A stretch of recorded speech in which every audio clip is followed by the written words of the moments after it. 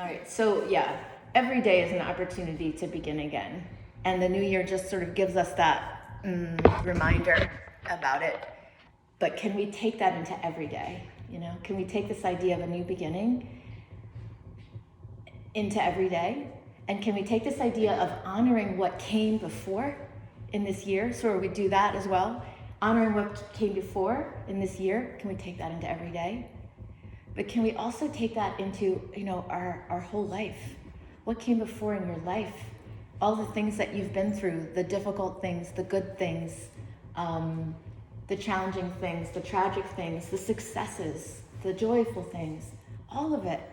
We get so, I love one of the teachings in, Buddhism that it talks about the middle path, and it also talks about how you don't want to over-identify or attach, that attachment leads to a lot of suffering. So I think what happens is, and I shared a little bit about this week, is that sometimes when something we maybe don't like in the moment is happening, or it's really bad, or whatever it may be, it could be something really bad or something that we just kind of don't like on the continuum there, is sometimes we can attach to that by resisting it. And so when we're resisting it, we're even over-identifying with it. Like, that's it. The only thing that's going on is this horrible thing. Like right now, it's foggy outside. And I have to tell you that, sometimes it's really easy to have a reaction, like a negative reaction to something like a foggy day, right? Like, oh man, but maybe that's because you're already kind of in a place, and then, like the fog doesn't help, right? So when I was driving up here, and taking, time to just think more about the dharma that I wanted to share, and it was foggy, because I was thinking I remembered actually, Nikki, you had talked about how you choose a word for the year. I remember that from before, and that popped into my head, because what I was thinking is, I know what I wanted to talk about, but then I was thinking about, so what word, what word would I associate to that? And so the word that came up was flow, and then open path, and then I looked at the fog and I was like, I was like, this is perfect. Because when you think about flow and open path, do you think about fog? No, you're like, the fog is the obstacle. But you know what the fog is? The fog is this is life. And I've said this a bunch of times because I keep needing to hear it, and I think it's helpful because we might have something in common about this. Might be pretty universal, even though we have some diversity in how we do it. I like to know what's going to happen from A to Z. I want to see all the stepping stones. I don't want the fog in the way of knowing what's going to happen. So I know I'm going to be safe. I know it's going to be okay. That I don't have to be scared, or whatever things, would come up. So, but what I'm noticing lately is, and this is what I want to kind of focus on as well today, is I'm calling it Finding Your Yes. And that book that came out years ago, The Year of Yes, I haven't read it. I've wanted to read it. And the way that I remembered it, and this could be wrong, but this is just the way I remembered it, was that you say yes to everything.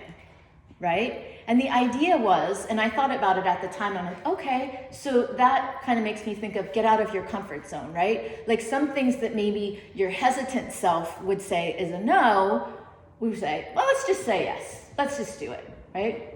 So that's an interesting exercise, right? And that's one way to think about it.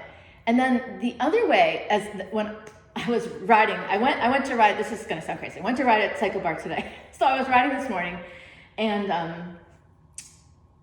what came up was, when I was that popped in my head about the year of yes, and I was thinking, the year of yes for me, this is what I invite you to consider, is finding your next yes.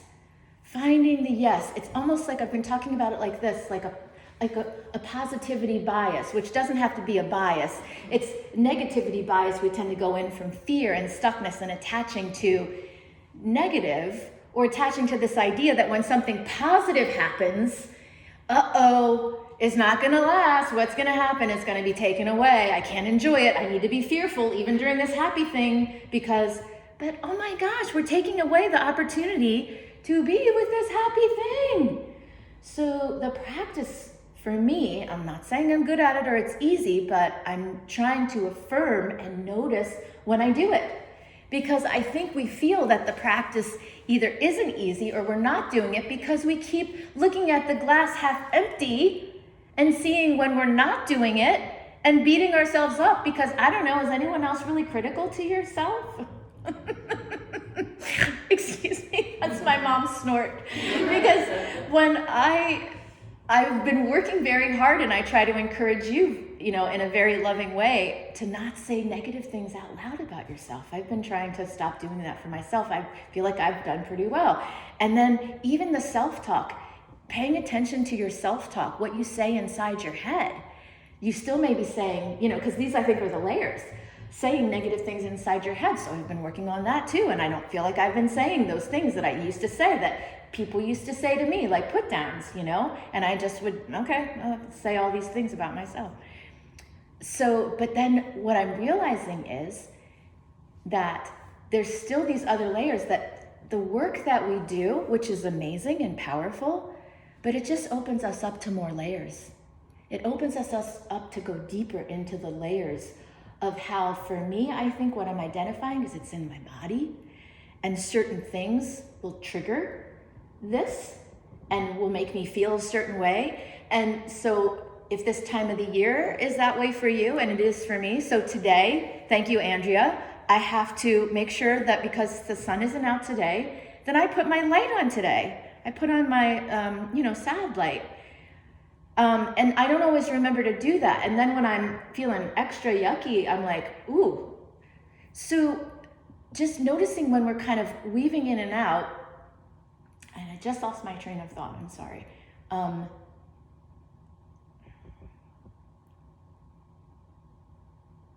Anybody got anything for me where I was? No, but your thought got stuck in the fog. Negative self-talk. Yeah, the negative self-talk that's in the body. That's what I was trying to go to. So noticing when things come up in a deeper way, you're like, man, I thought I worked through this. Or like, I thought I was beyond this. Because I was having moments. If you're in that space, I wasn't able to affirm for a long time. I had to get a lot of extra help. I've got a lot of extra help right now in different interventions helping me. And I'm finding it easier, as well as just the dharma that came through for this last kirtan, and that's continuing for the next one, which is what I'm talking about today. It's this idea of we're going deeper into releasing the shadow, but we're not naming the shadow. We're not ignoring the shadow. We can't ignore the shadow. The fog is there. It's there. And even when it's a sunny day, sometimes it's like, oh my gosh, it's been beautiful sunny days, right? The last few days. Do we remember those when we wake up this morning and there's fog? We're usually like, oh, come on, where's the sun? But Thich Nhat Hanh teaches us, and I spoke about this, I think, a couple weeks ago, to remember and appreciate the non-toothache. The non-toothache. When you have a toothache or pain or something, right, that you're sick or whatever, that's really like, oh my gosh. But what about when we're not? When we don't have a toothache, and it's like, can I appreciate that I don't have a toothache? So I've been sharing a lot too about saying thank you a lot recently, and I'm very happy to be cultivating this habit of when I go to bed at night, and like last night, I had a big day yesterday with family and driving and doing a lot of great things. And then when I got home, I had some things I wanted to do. I wanted to practice some music and, figure this stuff out for today. And I had the energy to do it, even though I didn't think I was awake enough to drive us home from Reading, Pennsylvania. I was. I listened to my music to keep my energy going.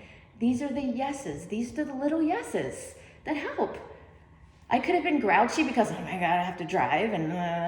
But I put on my music and like, okay, that takes me somewhere. I can flow. So beginning anew with gratitude is the dharma at this point that has come from this practice of falling in love, finding your bliss, sharing your light, shining your light, sharing your love. trying to find what you fall in love with in this life, who you fall in love with in this life. And the tricky thing is when it's a person who's difficult, right? Like, because I have someone dear to me in my life who has like a teacher and a mentor who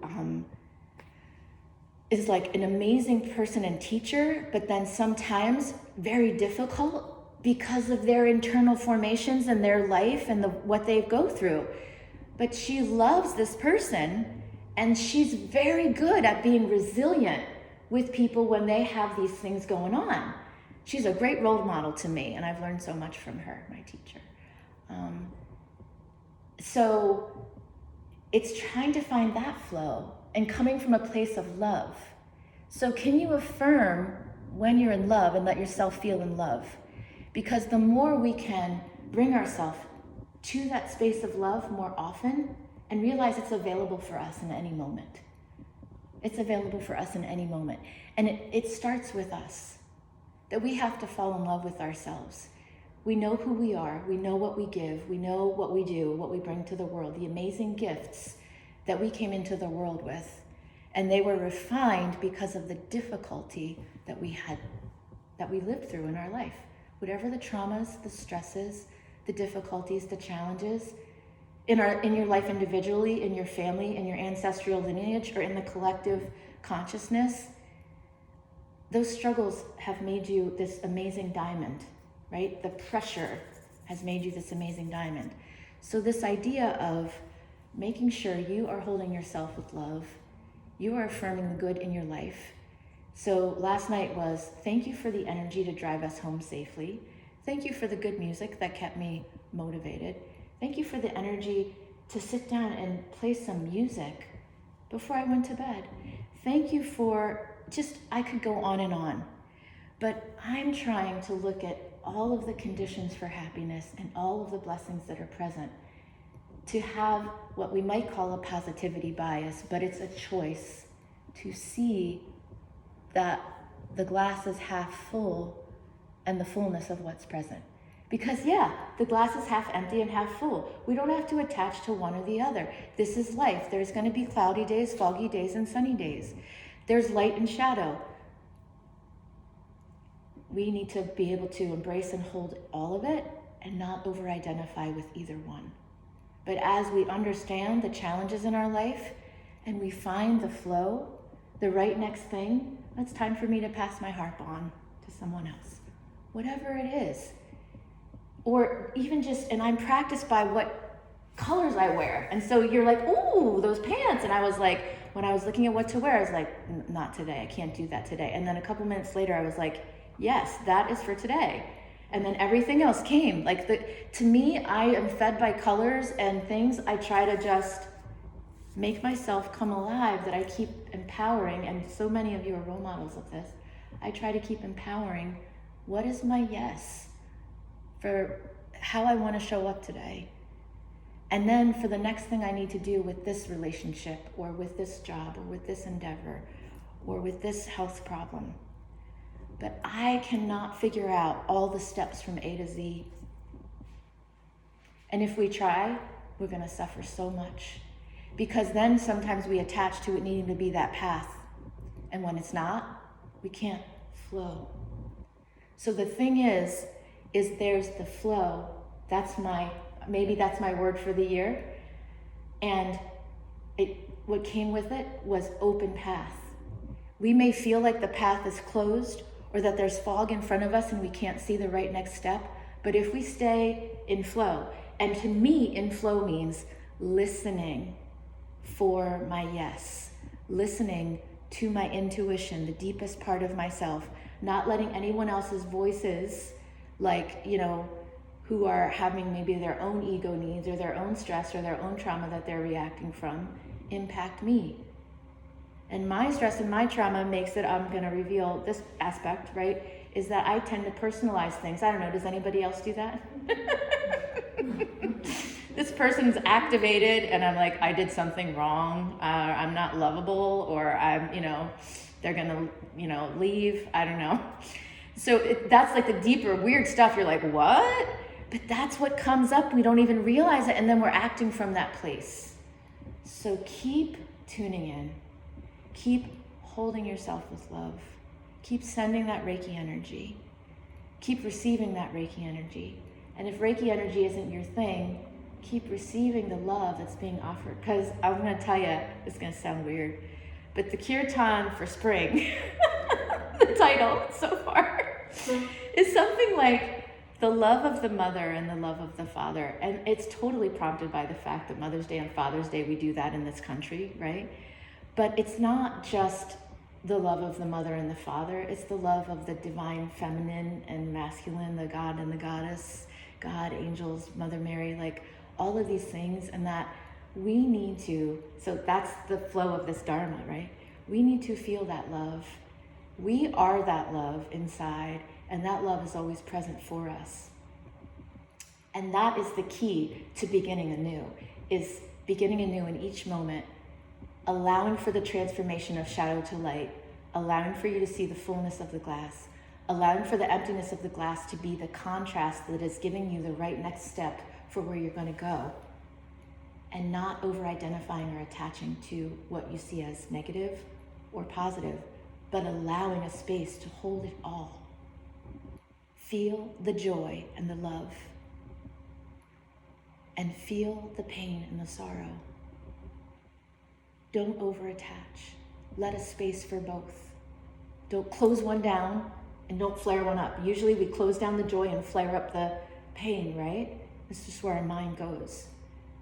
Hold a space. And if anything, maybe move more energy towards focusing on the good, the light, the evolution and revolution and transformation that you have made over your lifetime and many lifetimes that brings you here with the light and the gifts that you have. So we are going to